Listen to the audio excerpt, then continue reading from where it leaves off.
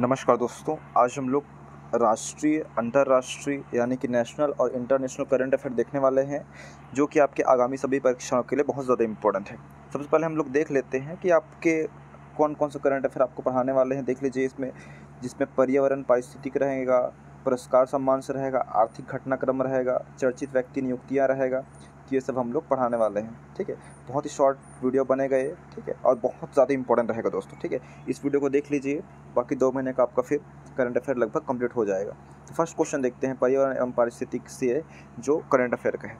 First है, हाल ही में Madhav national park को भारत की किस क्रम का टाइगर रिजर्व घोषित किया गया है, ठीक है। तो कौन सा क्रम का है? सबसे पहले तो हमारे दिमाग में यही आ रहा है कि ये माधव नेशनल पार्क, ऐसा नाम तो सुने नहीं है, ऐसा है भी क्या, कौन से राज्य में है, ठीक, ये हमको जानने के लिए उत्सुक है, तो उसको भी हम लोग बात करेंगे। देखिए लिखा हुआ है माधव नेशनल पार्क दोस्तों मध्य प्रदेश में है, ठीक है ना।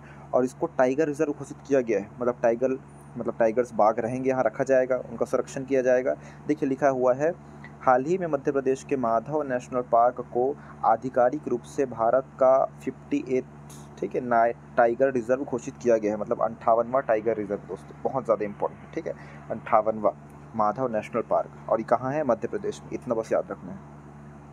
उसके बाद हम लोग आर्थिक घटनाक्रम में देखते हैं, हाल ही में किन 2 कंपनियों को नवरत्न कंपनी का दर्जा दिया गया दोस्तों? नवरत्न कंपनी, ठीक है, सबसे बड़ी कंपनी महारत्न होती है, फिर नवरत्न है, फिर मिनी रत्न है। उसके बाद हम लोग देखेंगे भी ये भी कि महारत्न कंपनी की संख्या कितनी है, ये नवरत्न कितनी है, मिनी रत्न कितनी है। सबसे पहले हम देखते हैं वही कि हाल ही में किन 2 कंपनियों को नवरत्न कंपनी का दर्जा दिया गया है। तो दोस्तों याद रखना, पहला है इसमें IRCTC, इसका नाम तो आप सुनी भी होगी, आप लोग के पास एप्लीकेशन भी इंस्टॉल हो गई है अगर सफ़र करते हैं रेल में तो, ठीक है। IRCTC, इसका फुल फॉर्म क्या होता है? आई से इंडियन, आर से रेलवे, सी से कैटरिंग, और टी से टूरिज्म, और सी से कॉरपोरेशन, ठीक, ये याद रखना है दोस्तों, ठीक। और एक है IRFC। IRFC मतलब क्या होता है? ये भी रेलवे संबंधित है, Indian railway finance corporation limited, ये याद रखना है दोस्तों। नीचे फुल फॉर्म लिखा ही हुआ है, हिंदी में लिखा है, उसको इंग्लिश में ही करना है, बाकी तो वैसे ही है, ठीक है। तो IRCTC और IRFC दोनों रेलवे विभाग से संबंधित है, और दोनों को ही नवरत्न कंपनी का दर्जा दिया गया है दोस्तों, याद रखना है। तो इसमें कितना हो गया है नवरत्न कंपनी? टोटल 26 हो गया है दोस्तों, देख सकते हैं आप लोग। नोट में लिखा है संपूर्ण नवरत्न और महारत्न कंपनियों की वर्तमान सूची देखने के लिए हाँ, ठीक है, इस पर नोट में मतलब पीछे साइड हम लोग दिखाएंगे दोस्तों, याद रखना है, ये ध्यान में रखिए। तो 26 नवरत्न कंपनी है। और बात करें हम लोग अंतर्राष्ट्रीय मुद्रा कोष IMF, मतलब इंटरनेशनल मॉनेटरी फंड के आंकड़ों के अनुसार दशक 2015 से 2025, मतलब 10 साल का जो ड्यूरेशन है, में भारत की GDP कितने प्रतिशत बढ़ी है दोस्तों इन 10 साल में, ठीक है। तो 105% बढ़ी है IMF के अनुसार दोस्तों, याद रखना है। देखिए लिखा हुआ है, भारत ने ऐतिहासिक आर्थिक उपलब्धि हासिल की है, जहां उसका सकल घरेलू उत्पाद यानी कि ग्रॉस डोमेस्टिक प्रोडक्ट GDP 2015 में $2.1 ट्रिलियन से बढ़कर 2025 में $4.3 ट्रिलियन हो गया है, जो 105% वृद्धि को दर्शाता है, याद रखना है। अंतर्राष्ट्रीय मुद्रा कोष के अनुसार मुद्रास्फीति इन्फ्लेशन समायोजित वृद्धि दर 77% रही है, ठीक है। सिंपल से ये याद रखना है कि इन 10 सालों में भारत में कितना परसेंट GDP बढ़ा है करके, तो 105% GDP में वृद्धि हुआ है दोस्तों, ये इंपॉर्टेंट है। उसके बाद हम लोग बात करते हैं इधर पुरस्कार या सम्मान। तो पुरस्कार या सम्मान में ध्यान रखिएगा, पहला क्वेश्चन है 97वां ऑस्कर अवार्ड 2025 में किस फिल्म को सर्वश्रेष्ठ फिल्म का अवार्ड दिया गया है दोस्तों? 97वां ऑस्कर अवार्ड 2025 में किस फिल्म को सर्वश्रेष्ठ मिला है अवार्ड, ठीक, ऑस्कर अवार्ड मिलता है। पिछले टाइम हम लोग पढ़े थे ओपेनहाइमर, शायद पढ़े होंगे आप लोग, ठीक। अभी इस बार किसको मिला है? अनोरा फिल्म है दोस्तों। फिल्म का क्या नाम? फर्स्ट ऑप्शन रहेगा अनोरा फिल्म, देख लेते हैं, ठीक है, अनोरा फिल्म। और सर्वश्रेष्ठ निर्देशक का अवार्ड किसको मिला है, मतलब ऑस्कर्स में? तो शॉन बेकर। कौन सी फिल्म के लिए? अनोरा फिल्म के लिए ही, मतलब इसके जो निर्देशक थे, डायरेक्टर थे अनोरा फिल्म के, उसका नाम भी याद रखना है, शॉन बेकर करके, ठीक है। और बाकी इसमें याद करने की जरूरत नहीं, सिर्फ उतना बस याद रखिए, सर्वश्रेष्ठ फिल्म कौन सी है? ऑस्कर अनोरा, और इसके जो निर्देशक या डायरेक्टर है शॉन बेकर, ये है दोस्तों, ठीक है, इतना याद रखना है। उसके बाद है सेकंड क्वेश्चन है 59 ज्ञानपीठ पुरस्कार की विजेता का नाम क्या है? तो 59 जो 59वें क्रम के जो ज्ञानपीठ पुरस्कार है, वो जो है साहित्य के क्षेत्र में दिया जाता है, ये जो है विनोद कुमार शुक्ल को दिया गया है दोस्तों, याद रखना है। और ये जो है हिंदी भाषा के लिए उनको मिला है, ठीक है। तो वही हिंदी के 12वें साहित्यकार हैं जिनको ये पुरस्कार से नवाजा जा रहा है दोस्तों, याद रखना है। और विनोद कुमार शुक्ल की पहली कविता संग्रह क्या थी? लगभग जय हिंद, याद रखना है दोस्तों। क्या थी? लगभग जय हिंद है, याद रखना है, जो 1971 में प्रकाशित हुई थी। उनकी कहानी संग्रह पेड़ पर कमरा महाविद्यालय भी बहुत चर्चित है, ये याद रखना है। और उपन्यास कौन कौन सा है विनोद कुमार शुक्ल का? तो नौकर की कमीज बहुत ही ज़्यादा इंपॉर्टेंट है, आपके छत्तीसगढ़ के लिए बहुत ज़्यादा इंपॉर्टेंट है ना, छत्तीसगढ़ में जो साहित्यकार पढ़ते हैं, ठीक है। देखिए दोस्तों, याद रखना है कि करंट अफेयर से ही आपका स्टैटिक क्वेश्चन ही बनेगा। जैसे आप लोग सिलेबस में रहता है छत्तीसगढ़ के साहित्यकार एवं साहित्य, अब इतना सारा है, बहुत सारे रचनाकार हैं, उनकी रचनाएं हैं, तो कैसे याद करेंगे? तो एग्जामिनर भी क्या है, ठीक है, उतना ज़्यादा कठिन नहीं देता है, ठीक है, कुछ भी पूछते हैं। वो कैसे पूछता है? जो करंट में घटनाएं चलती रहती है, जो चर्चित व्यक्ति है, उन्हीं के रचना को दे दिया जाता है। जो चर्चित व्यक्ति कौन है? अभी छत्तीसगढ़ से विनोद कुमार शुक्ल है, जिनको हिंदी में ज्ञानपीठ पुरस्कार मिला है। तो विनोद कुमार शुक्ल की रचनाएं बिल्कुल आ सकती है आपके एग्जाम, ठीक है। तो उनके उपन्यास देख लीजिए कौन कौन सी रचनाएं। नौकर की कमीज, खिलेगा तो देखेंगे, दीवार में एक खिड़की रहती थी, ठीक है, ये याद रखना है। उसके बाद है मिसेज यूनिवर्स 2025 का विजेता कौन बनी है? मिसेज यूनिवर्स दोस्तों, ठीक है, मिसेज यूनिवर्स, तो एंजिला स्वामी दोस्तों। देखिए याद रखना है मिसेज यूनिवर्स ना, थाईलैंड की राजधानी पटाया में आयोजित मिसेज यूनिवर्स प्रतियोगिता को राजस्थान की एंजिला स्वामी ने जीत लिया है, ठीक है, याद रखना है दोस्तों। थाईलैंड की राजधानी पटाया में आयोजित हुआ था ये जो प्रतियोगिता थी, कॉन्टेस्ट था मिसेज यूनिवर्स, ठीक है। ये कहाँ हुआ था? तो याद रखना है थाईलैंड में हुआ था, थाईलैंड की राजधानी पटाया शहर में, ठीक है। और कौन जीता है? तो एंजिला स्वामी ने जीता है प्रतियोगिता को, राजस्थान की, हमारे भारत की, ठीक है, एंजिला स्वामी ने जीता है दोस्तों, याद रखना है, ये बहुत ज़्यादा इंपॉर्टेंट है। उसके बाद हम लोग बात करते हैं अब 4th नंबर, हाल ही में किस देश के द्वारा प्रधानमंत्री नरेंद्र मोदी को the grand commander of the order of the star and की ऑफ द इंडियन ओशन सम्मानित किया गया है दोस्तों? तो कौन सा देश है? मॉरिशस। प्रधानमंत्री नरेंद्र मोदी को मॉरिशस की सर्वोच्च, ठीक है, मॉरिशस देश का सर्वोच्च नागरिक सम्मान जो है the grand commander of the order of the, देखो इतना लंबा चौड़ा नाम है, इंडियन ओशन से सम्मानित किया गया है। यह प्रतिष्ठित सम्मान प्राप्त करने वाले मोदी पहले भारतीय है, ठीक है। मतलब इससे पहले किसी भी प्रधानमंत्री बोले किसी भारतीयों को नहीं मिला है, तो प्रधानमंत्री कहाँ से आएंगे, ठीक है। सबसे पहला पुरस्कार किसको मिला है? हमारे जो पीएम है वर्तमान में, श्री नरेंद्र मोदी जी को मिला है दोस्तों। उसके बाद है हाल ही में प्रतिष्ठित रामसर पुरस्कार जीतने वाली पहली भारतीय महिला कौन बनी है? रामसर पुरस्कार दोस्तों, ठीक है, प्रतिष्ठित रामसर पुरस्कार जीतने वाली पहली भारतीय महिला कौन बनी है? ऑप्शन देख लीजिए इसमें,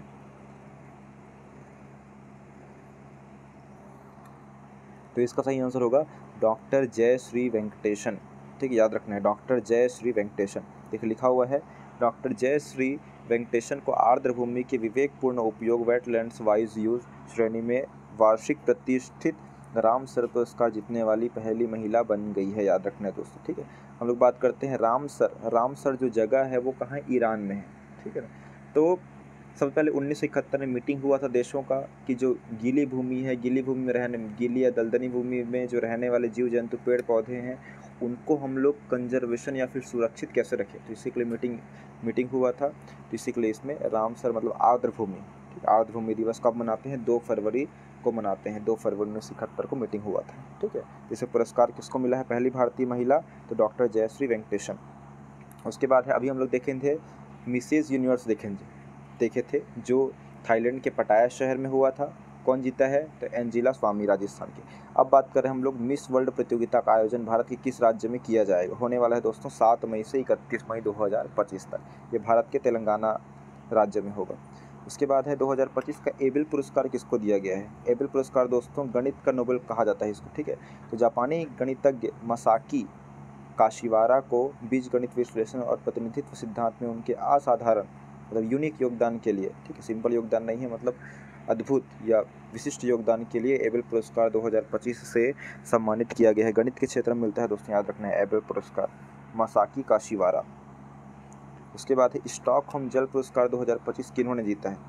ठीक, ये उतना ज़्यादा इंपॉर्टेंट नहीं, इसको याद मत करिए, ठीक है, बता देता हूँ जो इंपॉर्टेंट रहता है उसको ज़्यादा फोकस कर देता हूँ। उसके बाद है चर्चित व्यक्ति और नियुक्तियाँ, तो ये बहुत ज़्यादा इंपॉर्टेंट है। हाल ही में किन्हें भारतीय प्रतिभूति से भी होता है इसका फुल फॉर्म, ठीक है, भारतीय प्रतिभूति और विनिमय बोर्ड का अध्यक्ष चुना गया है दोस्तों, बहुत इंपॉर्टेंट है। एक्सचेंज बोर्ड है ना, याद रखना है इसमें, एक्सचेंज बोर्ड ऑफ इंडिया। तो इसमें सही आंसर होगा दोस्तों तुहिन कांत पांडे। ठीक है, देखिए लिखा हुआ है securities, exchange board of India, securities भूल रहा था मैं। ठीक है, तो सेबी का फुल फॉर्म क्या होता है, securities exchange board of India, मतलब भारतीय प्रतिभूति और विनिमय बोर्ड। ठीक है, ये याद रखना है। तो इसके अध्यक्ष किसको नियुक्त किया गया है, श्री तुहिन खान पांडे जी को। ठीक है, याद रखना है।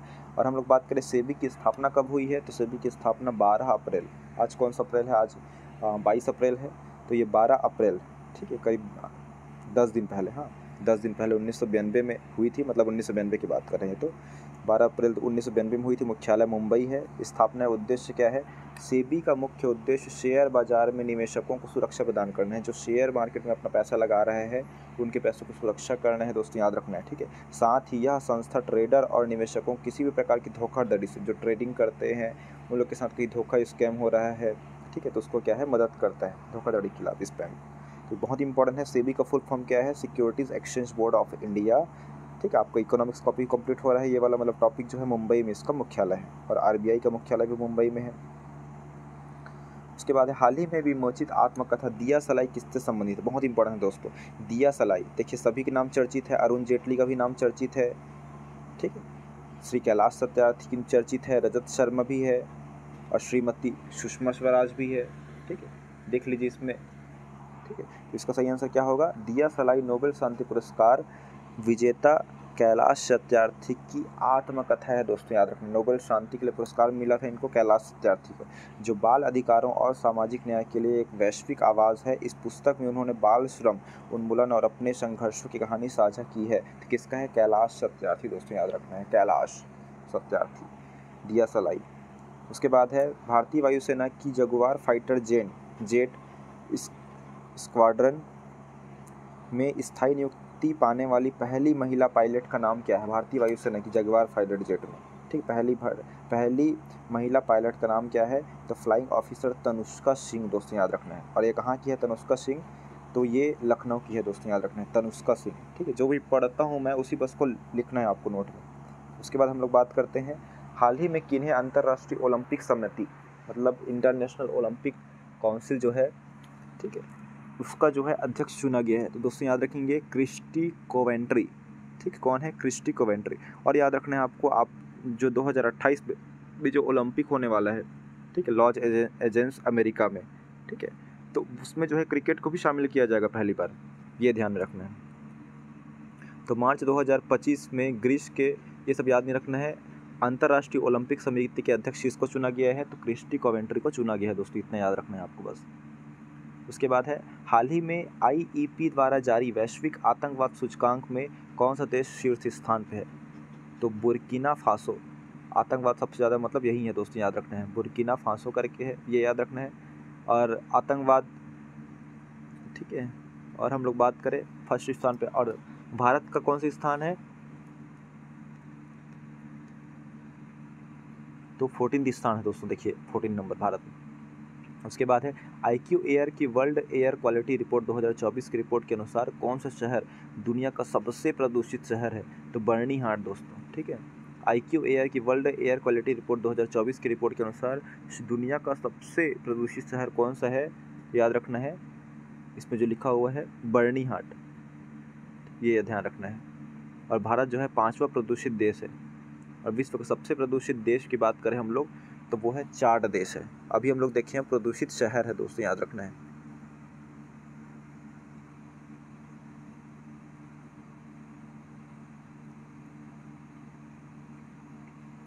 उसके बाद है डॉल्फिन वाला छोड़िए। उसके बाद है हाल ही में जारी वैश्विक खुशहाली सूचकांक वर्ल्ड हैप्पीनेस इंडेक्स 2025 में कौन सा देश लगातार 7वीं बार विश्व का सबसे खुशहाल देश बना है दोस्तों, तो खुशहाल देश दोस्तों याद रखना है फिनलैंड। विश्व के सबसे खुशहाल देश जो है फिनलैंड है, डेनमार्क है और आइसलैंड है। और भारत के स्थान कौन सा है, 118 नंबर है। ठीक है, याद रखना है। और विश्व का सबसे नाखुश देश, विश्व का सबसे नाखुश देश कौन सा है, अफगानिस्तान है दोस्तों। ठीक है, उसके बाद है हाल ही में कौन सा देश विश्व का दूसरा सबसे बड़ा सड़क नेटवर्क वाला देश बन गया है, मतलब सड़क का अपना जाल बिछाया हुआ है? तो भारत है विश्व का दूसरा सबसे बड़ा सड़क। आप लोग को अब दूसरा पता चल गया है, भारत। ठीक है, तो पहला नंबर कौन सा है? तो चीन।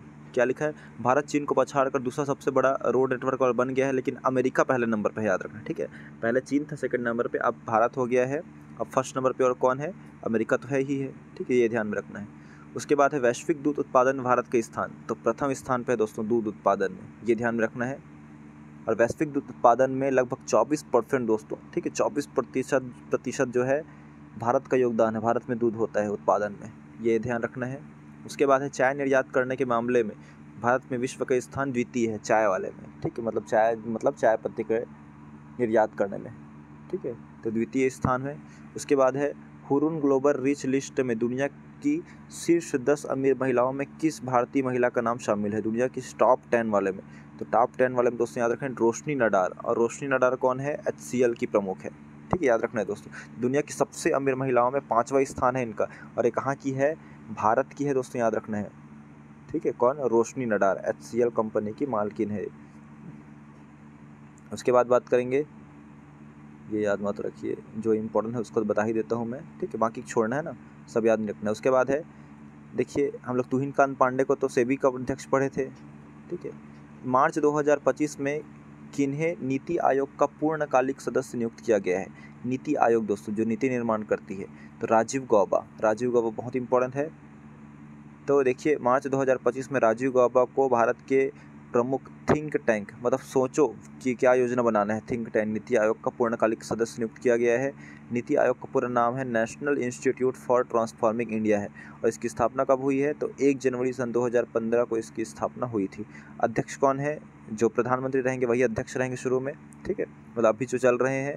और उपाध्यक्ष कौन है? श्री सुमन के बेरी है। और मुख्य CEO कौन है?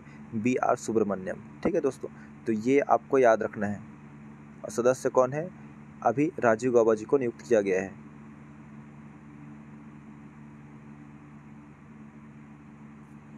उसके बाद देखते हैं, ये याद रखना है सम्मेलन समारोह में विश्व जल दिवस। विश्व जल दिवस कब है दोस्तों? आज ही है, 22 मार्च को, ये ध्यान में रखना है। और इस बार विश्व जल दिवस का थीम क्या है? ग्लेशियर संरक्षण है दोस्तों। ठीक है, उसके बाद है साहसिक पर्यटन को बढ़ावा देने के लिए भारत का पहला जलमग्न संग्रहालय, जल से मग्न संग्रहालय किस राज्य में बनाया जाएगा? तो महाराष्ट्र में दोस्तों, याद रखना, महाराष्ट्र में जल से मग्न संग्रहालय बनाया जा रहा है। उसके बाद है हाल ही में किस देश में माउंट फेंटाले ज्वालामुखी में मीथेन का भारी मात्रा में उत्सर्जन होता है? कौन सा देश है जहां माउंट फेंटाले है, माउंट फेंटाले ज्वालामुखी में मीथेन गैस का सर्वाधिक मात्रा में उत्सर्जन हुआ है? तो इथियोपिया देश दोस्तों, याद रखना है, इथियोपिया देश में सबसे ज़्यादा हुआ है ये घटना। उसके बाद है दुनिया का सबसे लंबा समुद्र के अंदर सड़क रेल टनल किस सागर में निर्माणित किया जा रहा है? तो बाल्टिक सागर दोस्तों, याद रखना है। कौन सा सागर है? बाल्टिक सागर। उसके बाद भारत का पहला सहकारी विश्वविद्यालय की स्थापना किस राज्य में प्रस्तावित है? सहकारी वाला बोल रहे हैं, सरकारी नहीं बोल रहे हैं, सहकारी कोऑपरेटिव यूनिवर्सिटी करके। तो गुजरात में प्रस्तावित है दोस्तों, याद रखिए, गुजरात ना बहुत ज़्यादा इंपॉर्टेंट है। उसके बाद है रणजी ट्रॉफी 2025 की विजेता कौन सी टीम है? तो रणजी ट्रॉफी 2025 में विजेता टीम है दोस्तों विदर्भ है, याद रखना है। ठीक, किसको हराई है? केरल को हराई है, और तीसरी बार अपना विजय हासिल की है। क्या नाम है देख लीजिए, इसमें जो है विदर्भ। ठीक है, विजेता टीम कौन बनी है? विदर्भ बनी है।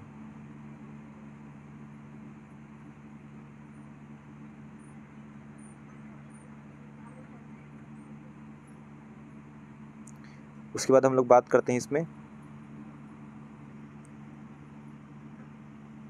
रणजी ट्रॉफी 2025 की विजेता कौन है? तो रणजी ट्रॉफी 2025 की विजेता दोस्तों विदर्भ है, विदर्भ तीसरी बार मतलब जीती है, याद रखना है, रणजी ट्रॉफी विदर्भ।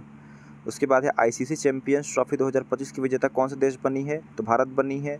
किसको हराई है दोस्तों, याद रखना है। ठीक है, न्यूजीलैंड को हराई है, ध्यान रखना, बहुत ज़्यादा इंपॉर्टेंट है। सर्वाधिक रन सचिन रविंद्र, और सर्वाधिक विकेट ये है। ठीक है, ये सब याद रखना है।